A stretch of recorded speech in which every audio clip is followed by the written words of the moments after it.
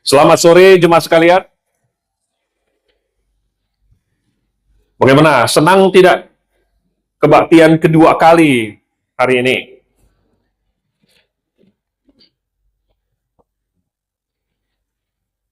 Biasanya, kalau orang pesta satu kali aja udah senang. Apalagi pesta dua kali. Tentu kita bukan pesta secara jasmani ya, tapi kita pesta secara rohani. Jadi kita mau merenungkan firman Tuhan. Mari kita buka Alkitab kita dulu. Kita buka, kita lanjutkan di dalam 1 Raja-Raja pasal 17.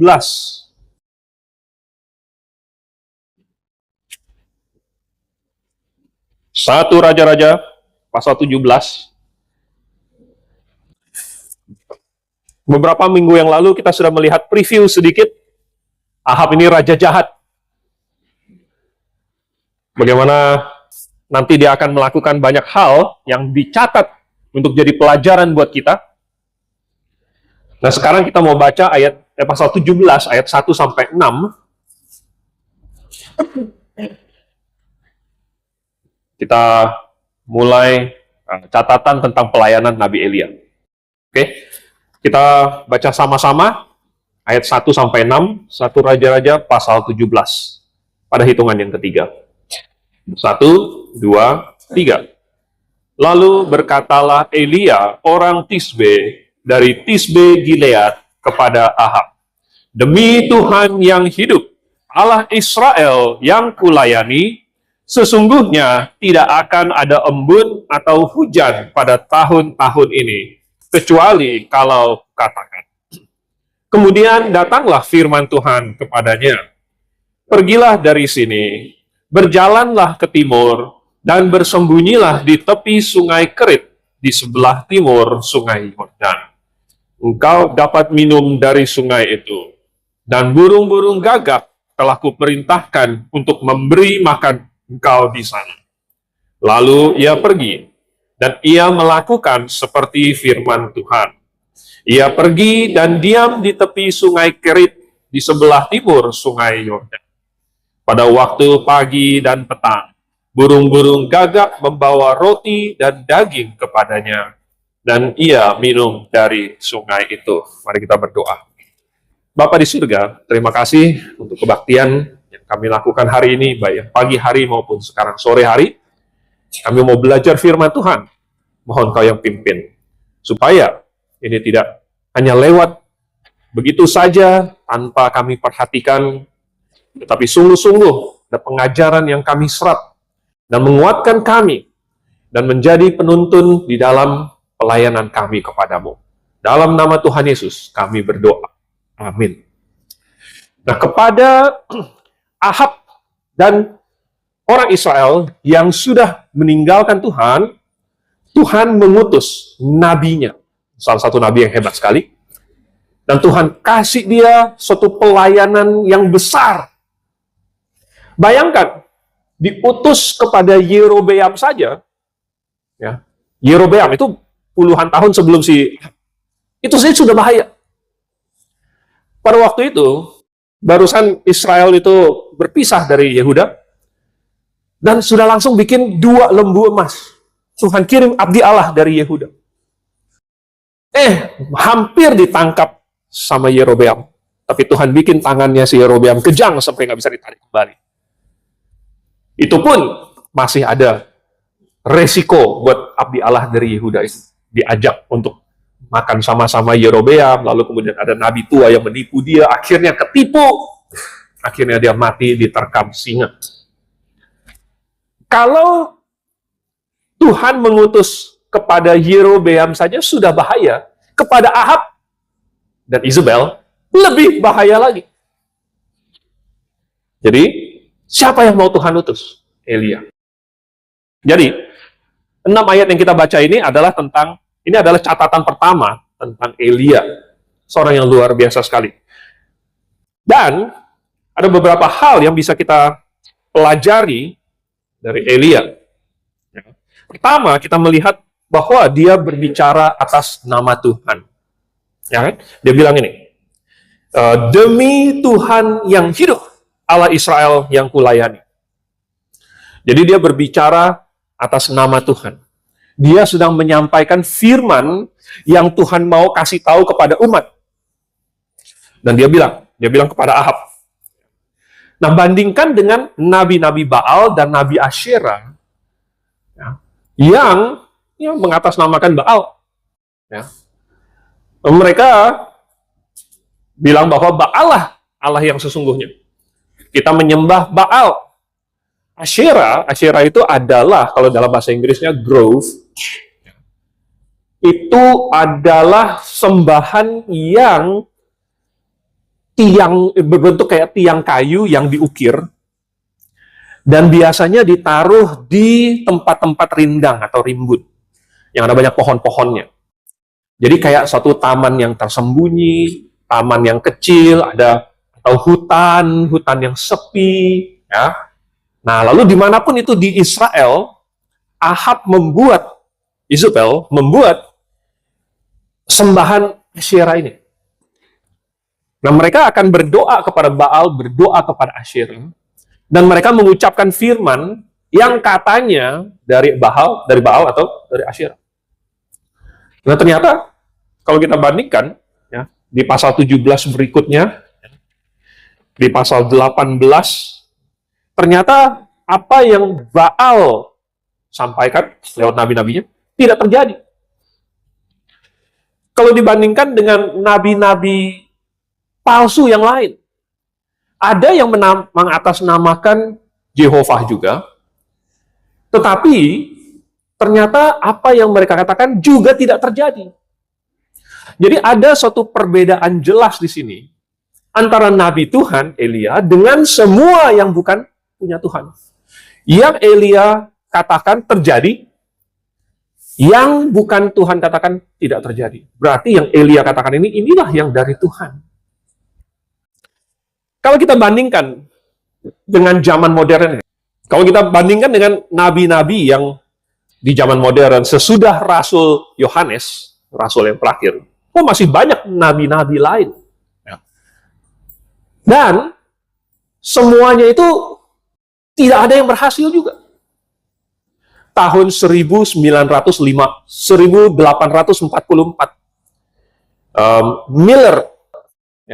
Miller itu adalah pendiri dari gereja Advent, membuat prediksi, membuat ramalan bahwa tahun 1844 akan terjadi kiamat, Tuhan akan datang. Dan tidak datang. Akhirnya mereka sebut itu the great disappointment, kekecewaan besar. Banyak orang meninggalkan gereja Advent pada waktu itu, tetapi sebagian kecil mereka malah memperkuat iman mereka, lalu mereka bilang, enggak, Tuhan pasti datang. Lalu mereka bikin prediksi lain, semuanya gagal. Tahun 1850, lalu kemudian Ellen White dianggap nabiah yang sangat penting di dalam gereja Advent, yang tulisan-tulisannya si Mrs. White ini, itu dianggap esensial untuk memahami Alkitab, untuk memahami kehendak Allah. Jadi si Ellen White ini, dia juga membuat nubuat, ya, akan kedatangan Tuhan. Nggak jadi juga. Ya, nggak jadi.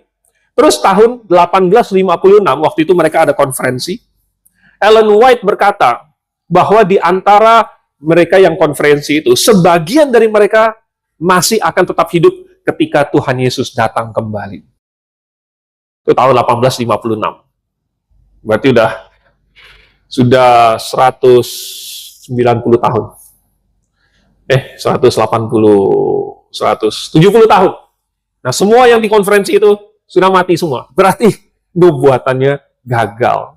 Ya. Kemudian ada satu nabi dari India, ya, namanya Kushal Kumar. Dia menubuatkan bahwa tanggal 29 Juni 2024 akan ada kiamat. Nggak jadi kiamat, direvisi lagi. 10 Agustus katanya 2024. Nggak kiamat juga. Gagal semuanya. Yang Joseph Smith, pendiri dari gereja Mormon. Kalau Anda ingat, dia mengaku terima lempeng emas dari surga, ya, dari malaikat yang namanya Maroni. Di mana lempeng itu? Tidak ada yang tahu. Siapa yang pernah lihat? Cuman dia sendiri. Dan apa yang tertulis di dalamnya? Rahasia. Jadi, tidak pernah ada yang lihat, tidak ada yang bisa baca, isinya rahasia. Lalu kemudian dia membuat suatu nubuat bahwa katanya, putra pertama dialah yang nanti akan lahir, lalu kemudian menerjemahkan isi lempengan emas itu. Putra pertamanya. Mungkin dia pikir, kalau putranya masih kecil, gampang untuk dia isi itu kata-kata untuk putranya, nanti putranya, atau bagaimana? Ternyata putranya itu lahir dan mati di hari yang sama. Jadi gagal juga prediksi dia, ramalan dia, bahwa putranya lah yang akan menerjemahkan lempengan emas itu. Kita melihat, ada banyak sekali yang mengaku nabi. Ada yang pergi ke sekolah nabi, sekolah rasul, lalu kemudian mengeluarkan nubuat demi nubuat. Ada prediksi-prediksi.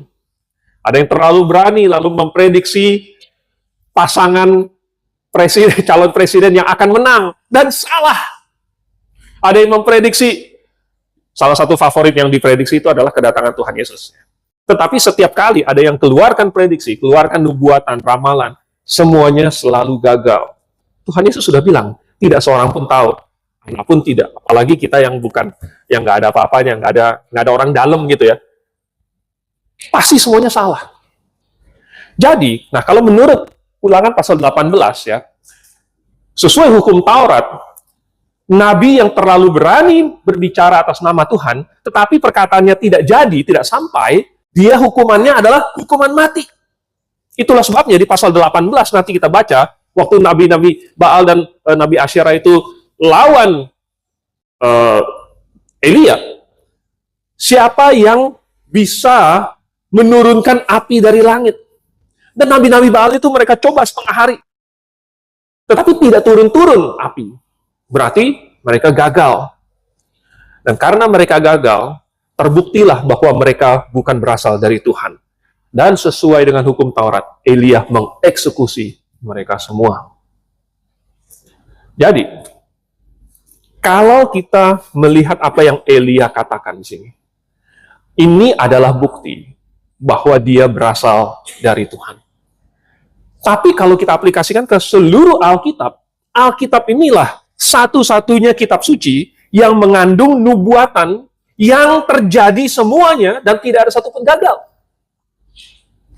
Dan bukan cuma sekedar ramalan besok hujan, besok tidak hujan, nanti bakalan terjadi goncangan politik di dunia, bakalan terjadi suatu bencana, nggak tahu di mana, pokoknya ada bencana alam, ada banjir, ya banjir bisa saja di mana-mana, selain di Sunter, di Kelapa Gading, tinggal diprediksi saja tahun 2026 masih akan ada banjir. Tidak segampang itu. Nubuatan-nubuatan yang di dalam Alkitab spesifik, ada menyebut nama orang bahkan, seperti Koresi, ada menyebut jumlah tahun, seperti 70 tahun yang dinubuatkan oleh Yeremia, ada berbagai nubuatan yang spesifik, dan semuanya digenapi. Tidak ada satupun yang Tuhan biarkan gugur. Kalau itu bukan bukti bahwa Alkitab adalah firman Tuhan, maka saya nggak tahu lagi, perlu bukti apa lagi. Jadi, semua kitab yang lain boleh kita bandingkan dengan Alkitab. Kita mau melihat mana yang benar-benar berasal dari Tuhan. Yaitu yang nubuatannya benar-benar terjadi. Mungkin nggak suatu kitab suci tidak pernah memberikan nubuat yang gagal. Tapi karena memang nggak pernah bikin nubuat, ya bisa saja. Jadi tidak pernah gagal kasih nubuat. Tapi karena memang dia tidak tahu apa-apa, jadi dia tidak bikin nubuat apa-apa. Itu bukan dasar dari Tuhan. Justru Tuhan kasih nubuatan kepada manusia adalah untuk membuktikan kepada manusia bahwa dia berfirman. Itu adalah tanda. Sebenarnya Tuhan nggak usah kasih tahu dulu. Kalau Tuhan mau menahan hujan selama 3,5 tahun, Tuhan bisa lakukan tanpa kasih tahu manusia dulu. Tuhan nggak harus kasih tahu Ahab. Tapi karena Tuhan mau menjadikan itu suatu tanda, Tuhan kasih tahu duluan di depan. Supaya manusia sesudah itu terjadi melihat ke belakang dan bilang, oh iya benar, ini Tuhan yang atur, ini Tuhan yang lakukan. Jadi, Tuhan kasih Elia firman plus tanda adalah supaya Ahab dan orang Israel mereka percaya kepada perkataan Elia. Nah, ada banyak perkataan Elia, cuman nggak dicatat. Oke, sekalipun tidak dicatat, tapi kita bisa tahu inti dari teguran-teguran Elia kepada Ahab. Kita bisa tahu apa peringatan-peringatan yang Elia lancarkan melawan Ahab. Karena itu adalah yang sesuai dengan hukum Taurat. Jadi, ketika Tuhan kasih firman ini, dan Elia berbicara, sebenarnya Ahab punya pilihan. Israel punya pilihan. Mereka mau bertobat, ya, taat, atau mereka mau mengeraskan hati. Dan tentu, dua-dua pilihan ini ada konsekuensinya. Dan itu akan kita lihat di poin yang ketiga. Sekarang kita lihat poin yang kedua dulu. Ternyata, sesudah Tuhan suruh Elia berkata begitu sama Ahab, Tuhan kemudian berkata lagi kepada Elia di ayat yang ketiga. Ayat yang ketiga, pergilah dari sini, berjalanlah ke timur, dan bersembunyilah di tepi sungai Kerit di sebelah timur sungai Yordan. Engkau dapat minum dari sungai itu, dan burung-burung gagak telah kuperintahkan untuk memberi makan engkau di sana. Kita melihat di sini adanya janji pemeliharaan Tuhan. Ada janji pemeliharaan Tuhan, sesuatu yang sangat indah. Karena Tuhan mengasihi anak-anaknya. Dan Tuhan terlebih lagi mengasihi anak-anaknya yang menjawab panggilannya. Masakan Tuhan mengutus anaknya, tetapi tidak kasih bekal. Karena Tuhan pernah juga suruh murid-muridnya kasih makan 5.000 orang laki-laki. Tapi Tuhan siapkan bekalnya. Tuhan sudah tahu bagaimana mencukupi kebutuhan mereka. Jadi, walaupun murid-murid waktu itu tidak tahu apa yang harus mereka lakukan, beli roti seharga 200 dinar pun tidak akan cukup. Tapi, Tuhan suruh mereka bukan tanpa menyediakan. Tuhan bilang bahwa kita bagaikan domba di tengah serigala. Mungkin nggak gembala yang baik ini mengutus domba ke tengah serigala? Tapi mengutusnya tanpa kasih sepasukan malaikat untuk melindungi dombanya. Karena Tuhan pernah mengirim Daniel ke gua singa. Tapi Tuhan kirim juga satu orang malaikat. Sehingga semua singanya itu, semuanya kayak jadi kucing rumah. Tidak ada yang mengeong, tidak ada yang membuka mulutnya, apalagi memakan si Daniel. Jadi, kalau Tuhan mengutus, pasti Tuhan ada persiapan. Pasti Tuhan akan pelihara. Dan karena Elia percaya kepada Tuhan, dia jadi punya keberanian. Seandainya Elia tidak ada jaminan ini, pasti deg-degan juga dia pergi berfirman melawan Ahab. Apalagi firman Tuhannya itu sangat berat, yaitu tidak akan turun hujan. Wah, nah, tidak akan turun hujan ini berat loh. Ya. Nanti kita akan lihat ini konsekuensinya berat sekali. Tetapi, sekalipun dia harus mengucapkan itu, Elia tidak takut karena dia punya jaminan dari Tuhan. Dia punya tiket makan dari Tuhan. Gitu. Ya. Jadi dia nggak takut. Nah, kalau ada orang yang percaya sama Tuhan, saking percayanya sampai berani menjawab panggilan Tuhan, masakan Tuhan tidak memelihara dia? Nggak mungkin. Jadi, ini kalau kita lihat contohnya gimana? Ada nggak? Ada.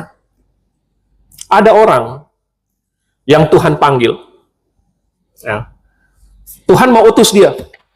Tapi dia banyak alasan. Padahal Tuhan sudah janji akan menyertai dia. Tuhan akan pakai dia dan dia akan berhasil. Tuhan sudah janji di depan. Tapi dia banyak alasan. Ya. Alasannya adalah, oh saya nanti orang nggak percaya saya. Nanti orang nggak dengerin ucapan saya. Alasannya lagi, dia bilang lidahnya berat. Gitu. Maksudnya dia nggak jago ngomong, gitu ya. Dia tidak elegan dalam berbicara. Pokoknya dia banyak alasan. Tuhan kasih dia tanda. Dan Tuhan bilang Tuhan akan menyertai dia. Supaya tanda-tanda itu diperbuat dan bikin orang percaya kepada dia. Lalu Tuhan bilang, siapa yang membuat lidah manusia? Siapa yang membuat orang bisu atau tuli? Siapa yang membuat orang buta atau melihat? Bukankah Tuhan? Dan Tuhan janji akan menyertai Musa dan akan mengajar kepada dia apa yang harus kau katakan. Musa masih bikin alasan. Tuhan, saya nggak pantas. Dah, kirim aja. Siapa saja deh. Siapa saja yang pantas, tapi bukan saya. Akhirnya Tuhan marah. Karena Tuhan sudah menyiapkan segala sesuatu. Ini sudah disiapkan segala sesuatu, masih takut. Masih ngeyel. Coba bayangkan. Kalau misalnya ada karyawan disuruh sama bosnya. Disuruh kerjakan sesuatu. Dikasih apa? Dikasih mobil, dikasih. Dikasih tempat tinggal, dikasih. Gaji nggak kurang. Benefit segala macam asuransi ada. Mau apa lagi? Mau pasangan hidup. Dikasih juga sama bosnya. Mana ada yang kayak begitu ya? Tapi nyatanya ada. Nyatanya ada. Tuhan sediakan segala sesuatu. Nah, kalau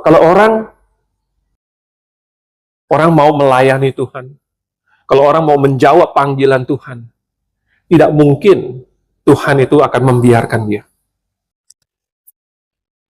Dulu, Musi pernah cerita, saya nggak tahu kalian masih ingat atau tidak. Nggak tahu ceritanya di depan kalian atau bukan. Kalau nggak salah dia punya paman atau apa. Dan anaknya itu seumuran dengan Pak Suento. Ya. Atau lebih kecil. Nah, ceritanya Pak Suento ini, si pamannya ini selalu pesan sama istrinya, kalau anak kita pergi main sama anak-anak lain, kasih duit. Jadi dia selipin duit. Waktu itu duitnya kayaknya cepean gitu, cepet rupiah gitu. Dikasih, dimasukin di kantongnya. Jadi ada duit banyak. Katanya tujuannya apa? Supaya dia pede. Dia pergi main sama anak-anak lain itu, jalannya begini. Kenapa? Karena di kantongnya ada duit. Ada banyak duit, dia yang paling kaya gitu. Teman-temannya yang lain itu dia yang jajanin segala macam. Jadi kalau dia sama teman-teman yang lain, dia takel gitu kan. Kokonya gitu. Jadi rupanya adanya duit di kantong itu bikin orang jadi pede. Saya mau juga Tuhan. Kalau saya pergi melayanimu, saya mau Tuhan selipin 100 juta di sini gitu kan. 100 juta di sini. Pasti saya kemana-mana saja pasti berhasil. Pasti saya nggak takut. Gimana? Mau nggak seperti itu, saudara? Nggak berani jawab. Karena Tuhan tidak bekerja seperti itu. Ya. Itu adalah psikologinya seorang bapak-bapak. Engko-engko yang pengen anaknya itu ya merasa superior. Tapi superiornya karena punya duit bapaknya. Tuhan kan nggak seperti itu.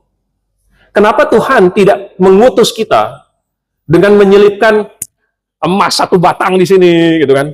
Diutus pergi, ke pulau mana gitu, Pulau Halmahera. Jadi 1 gereja di situ. Kalau ada 1 batang emas di situ kan, di kantong. Masalahnya di bea cukai pasti nanti ketangkap. Katanya menyelundupkan, hilang batang emasnya. Jadi Tuhan tidak seperti itu. Kenapa? Karena Tuhan tidak mau anaknya itu bersandar kepada uang yang Tuhan kasih. Nanti ada apa-apa, dia rogoh-rogoh koceknya, ya kan? Mana sisa uang yang Tuhan udah kasih ini? Nah, akhirnya dia cari uang terus, dia cari kantong terus, bukan cari Tuhannya. Mana perlu doa lagi? Karena sudah ada uang di sini, tinggal tarik keluar, hitung, cek. Beres semua masalah. Padahal banyak masalah tidak bisa dibereskan dengan uang. Oleh sebab itu Tuhan tidak mau kita bersandar kepada uang. Lagi pula, ini adalah untuk kesaksian. Coba bayangkan, kalau Tuhan menyelipkan uang 100 juta, 1 M ke hamba-hambanya, orang pasti akan bilang, itu kan mau jadi hamba Tuhan karena uang. Orang akan bilang apa? Wah, dia bisa khotbah begitu hebat. Iya, karena uang, karena dia punya uang. Makanya Tuhan tidak mau seperti itu.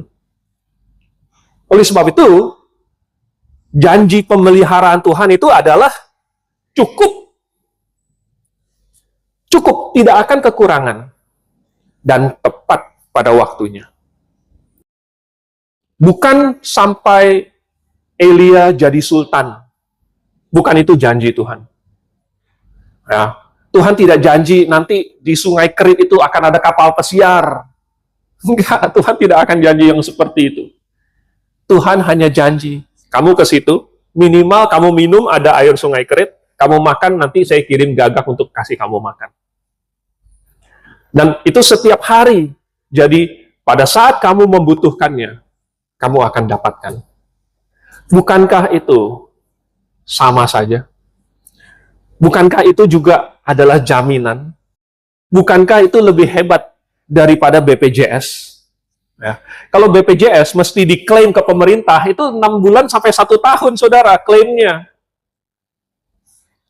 Tapi kalau Tuhan tahu untuk memberikan kebutuhan kita tepat pada waktunya. Dan persis apa yang kita butuhkan. Lebih tahu daripada kita sendiri. Oke, lalu yang ketiga. Tadi yang pertama, kita pelajari bahwa ternyata Elia ini benar-benar mewakili Tuhan. Dan firman-Nya, jangan main-main, ya, adalah mewakili Tuhan. Itu berasal dari Tuhan. Lalu kita melihat bagaimana Tuhan kasih satu janji. Bahwa Tuhan akan pelihara. Sehingga, kalau kita percaya kepada janji Tuhan, kita nggak usah takut. Lalu yang ketiga, kita melihat adanya konsekuensi dari ketidaktaatan, sekaligus hasil dari ketaatan. Ada konsekuensi untuk ketidaktaatan, yaitu hukuman Tuhan. Ya. Hukuman Tuhan ini, dalam konteks ini, adalah tidak turun hujan. Sekarang, di Iran itu sedang krisis air. Sejak pertengahan tahun 2025. Itu hampir tidak hujan. Memang daerah itu hujannya memang dari awal nggak terlalu banyak. Tetapi 2025 kemarin itu, lebih nggak ada lagi dibandingkan biasanya. Jadi mereka rudal banyak. Ya. Rudal banyak, bom banyak, tapi air sedikit. Minyak banyak, tapi minyak nggak bisa dimakan. Rudal nggak bisa dimakan. Diminum, sorry. Ya. Minyak nggak bisa diminum. Yang mereka butuhkan adalah air. Sampai muncul teori-teori bahwa ini kerjaannya Israel sampai bikin nggak hujan. Saya lucu juga. Kalau Israel bisa bikin di mana nggak hujan gitu ditunjuk, di situ nggak hujan. Kalau Israel bisa seperti itu, saudara, dari dulu, bukan baru tunggu 2025. Jadi mereka bilang begini, begitu, dan sulit sekali. Saya ada nonton di YouTube video-video dari Fox News, segala macam, dari berita. Di rumah-rumah orang biasa, nggak ada air. Dan mereka nggak bisa cuci piring. Ya, Semua piring-piring, panci-panci, bertumpuk-tumpuk dan nggak bisa dicuci. Karena air mereka lebih dipakai untuk minum daripada untuk cuci itu. Nggak bisa mandi. Karena mereka lebih pilih minum daripada mandi. Kalian bisa bayangkan. Dan ini sudah berlangsung banyak bulan. Akhirnya, Desember kemarin sempat hujan sedikit. Tapi, tanahnya itu sudah saking keringnya, sudah saking pecah-pecahnya, sudah rusak. Tanahnya itu tidak mampu lagi menyerap air dengan cepat dan banyak. Sehingga alih-alih hujan itu jadi berkah, malah banjir. Jadi ini ibaratnya sudah kekeringan, tertimpa banjir pula. Ya. Nah, di zamannya Elia, kita tahu bahwa tidak turun hujan itu adalah hukuman Tuhan. Kenapa kita tahu? Karena ini 3,5 tahun. Ya, 3,5 tahun itu bukan hal biasa. Plus, bukan hanya tidak hujan, tidak ada embun. Tidak ada embun, saudara. Berarti udaranya itu sangat kering. Sangat kering sampai waktu pagi hari, ya, tidak ada kelembapan udara yang bisa menjadi embun di mana-mana di tanah. Selama 3,5 tahun, semua tumbuh-tumbuhan mati kekeringan. Binatang yang perlu makan tumbuhan hijau mati.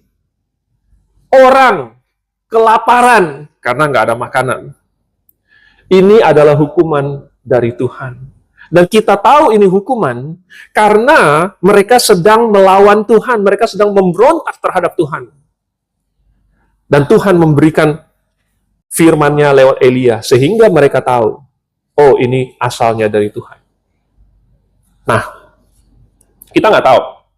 Kalau di Timur Tengah atau di Iran, di mana, kalau sampai tidak hujan, apakah itu adalah hukuman Tuhan? Atau seperti apa? Nanti mungkin kalau kita lihat ke belakang, baru kita bisa menilai. Kenapa hari ini kita tidak bisa tahu seperti itu? Karena nggak ada nabi lagi hari ini yang kasih tahu kita. Tapi itu nggak apa-apa, kita nggak usah tahu. Karena tujuan dari Tuhan memberikan hukuman, ya, kalau musuhnya Tuhan yang dihukum, maka itu adalah karena waktunya sudah habis. Kalau sampai Tuhan menghukum, misalnya, bangsa-bangsa Kanaan, itu karena waktu yang Tuhan berikan, kesempatan yang Tuhan panjangkan, sudah habis. Makanya sekarang Tuhan hukum, ya hukumannya dilaksanakan. Sekaligus itu menjadi suatu peringatan kepada orang-orang lain yang mungkin masih Tuhan kasih waktu, tetapi ini peringatan, kalau kamu tidak bertobat, kalau kamu tetap dalam jalur kamu yang menentang Tuhan itu, lihat hasilnya, akibatnya apa? Konsekuensinya. Kalau itu terhadap musuh Tuhan. Nah, kalau misalnya terhadap umatnya, ya mungkin Israel di sini masih pada saat itu bisa disebut sebagai umat Tuhan, maka tujuan dari hukuman itu adalah untuk membuat mereka merenung, membuat mereka introspeksi diri. Lagi mereka kehausan, apa yang mereka pikirkan? Sambil mereka duduk memandangi ladang mereka yang tidak bisa mereka kerjakan. Apa yang mereka pikirkan? Tuhan mau mereka memikirkan tentang Tuhan. Ingat apa yang terjadi dulu. Apa yang mereka lakukan. Apa konsekuensinya. Tuhan memberikan hukuman kepada anak-anaknya supaya kita merenung. Dan kita kemudian bertobat dari kesalahan.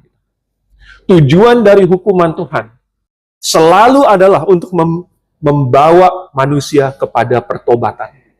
Baik itu orang-orang yang memusuhinya maupun anak-anaknya.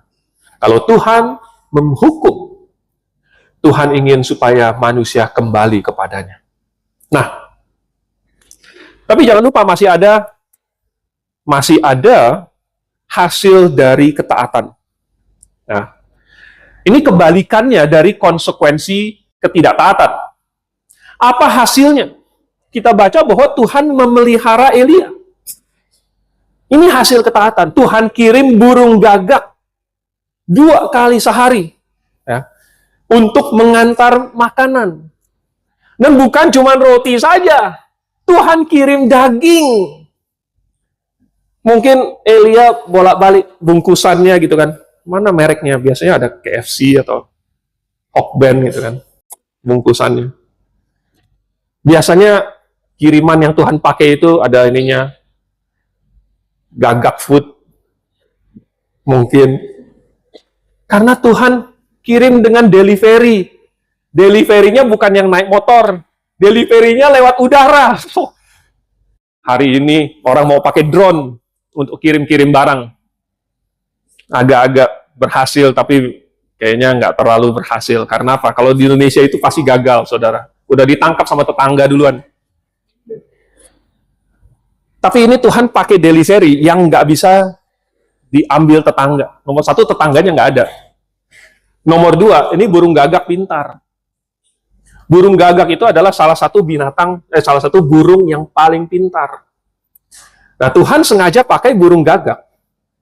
Karena dia pintar, matanya itu melihat. Ya. Lalu kemudian, pintar mencuri. Burung gagak itu pintar mencuri. Nah, saya nggak tahu. Ya, Tuhan suruh gagak ini curi dari mana. Saya nggak tahu. Karena di istananya Ahab dan Isabel masih ada makanan. Siapa tahu, nggak tahu ya. Kok bisa masih ada roti, bisa masih ada daging. Berarti gagak ini ambil dari mana? Gagaklah yang pintar untuk bisa melihat kesempatan, lalu kemudian menggunakan alat, bisa membuka kunci, bisa masuk, bisa ngambil makanan dan lain sebagainya.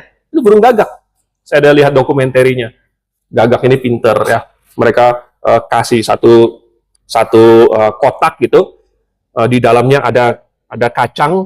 Lalu kemudian mereka lihat gimana caranya gagak ini pakai kayu lah, pakai tarik tali lah, pakai apa segala macam untuk mendapatkan makanan di dalamnya itu.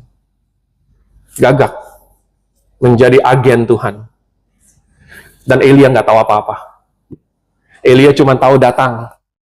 Ada donat Krispy Kreme, Jeko, roti. Wah, roti luar biasa. Ya. Tapi ketaatan apa yang telah kamu lakukan sampai mendapatkan berkat Tuhan seperti ini? Kalau Elia, dia taat. Dan tidak heran kalau Elia taat, dia diberkati oleh Tuhan. Sekali lagi, bukan sampai dia jadi sultan, bukan sampai dia kaya raya, bukan itu janjinya. Tetapi ini adalah bagian dari berkat Tuhan untuk Elia. Minum ada, roti ada, daging ada. Dia tidak kekurangan protein, saudara. Luar biasa. Saya tidak habis pikir bagaimana Tuhan memberkati Elia. Lebih daripada orang-orang lain. Sekalipun seluruh negeri menderita, dan Elia pasti kena juga. Tetapi ternyata ada pemeliharaan khusus, ada berkat khusus yang Tuhan simpan. Karena Tuhan sayang sama Elia. Nah, apa yang telah kita lakukan sehingga Tuhan sayang kepada kita? Apa? Jangan-jangan kita sebenarnya nggak melakukan apa-apa. Kita cuma kebetulan aja. Karena kalian berada di sini. Dan tempat ini adalah tempat yang Tuhan sayang. Betapa kita harus lebih mengucap syukur lagi. Nah, saudara. Ini Tuhan catat bagi kita, supaya kita bijak dalam memilih. Jangan seperti Ahab. Tuhan kirim nabi kepada Yerobeam, tidak didengarkan. Kirim nabi kepada Baesa, Ela, Zimri, Omri, Ahab, tidak didengarkan. Ada konsekuensinya.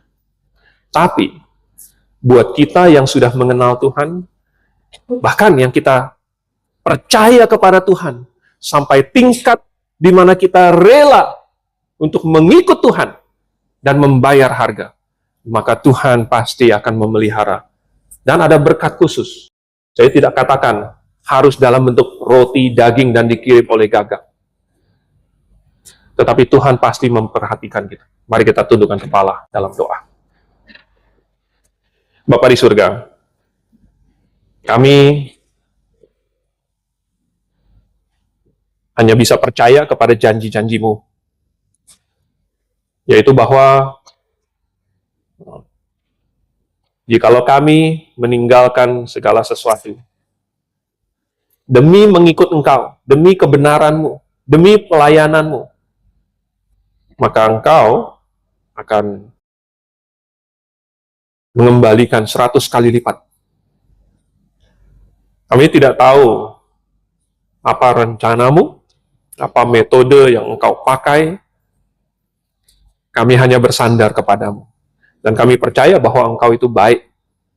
Lebih baik daripada yang kami bayangkan. Oleh sebab itu, ajarlah kami Tuhan untuk bersandar kepadamu. Dalam kebutuhan kami atau keinginan kami berdoa kepadamu.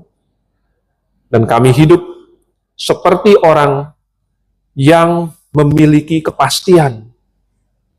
Kami hidup seperti orang yang pasti dipelihara oleh Tuhan. Dan kami akan mengikuti Engkau dengan sepenuh hati kami. Terima kasih, dalam nama Tuhan Yesus kami berdoa. Amin.